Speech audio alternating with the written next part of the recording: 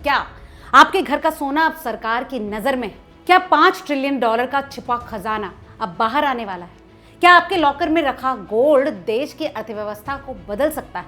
और सबसे बड़ा सवाल यह है कि क्या आने वाले समय में सरकार आपके सोने को लेकर नए नियम ला सकती है? दोस्तों, यही वो सवाल हैं जो आज पूरे देश में चर्चा का विषय बने हुए हैं, क्योंकि हाल ही में सामने आई एक रिपोर्ट ने भारत की आर्थिक तस्वीर को बिल्कुल नए नजरिए से दिखाया है।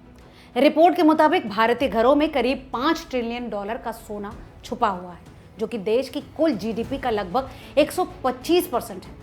अगर इसमें मंदिरों में जमा सोने को भी जोड़ दिया जाए तो ये आंकड़ा करीब 50,000 टन तक पहुंच जाता है, जिसकी कुल कीमत लगभग 10,000 अरब डॉलर बैठती है।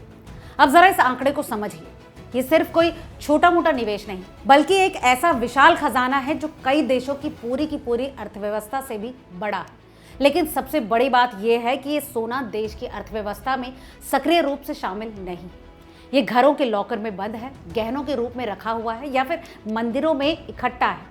यानी ये एक तरह से डेड एसेट बन चुका है। मतलब ऐसी प्रॉपर्टी जो मौजूद तो है, लेकिन आर्थिक विकास में इसका कोई योगदान नहीं।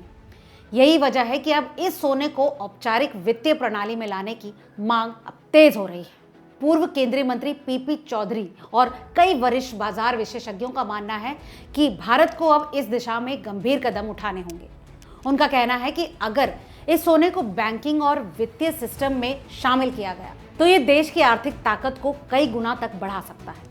अभी स्थिति यह है कि भारत हर साल भारी मात्रा में सोना विदेशों से आयात करता है। इससे देश का करंट अकाउंट डेफिसिट बढ़ता है और विदेशी मुद्रा भंडार पर दबाव पड़ता है। यानी एक तरफ हम बाहर से सोना खरीदने में डॉलर खर्च कर रहे हैं और दूसरी तरफ हमारे अपने घरों में इतना बड़ा भंडार बेकार पड़ा हुआ है।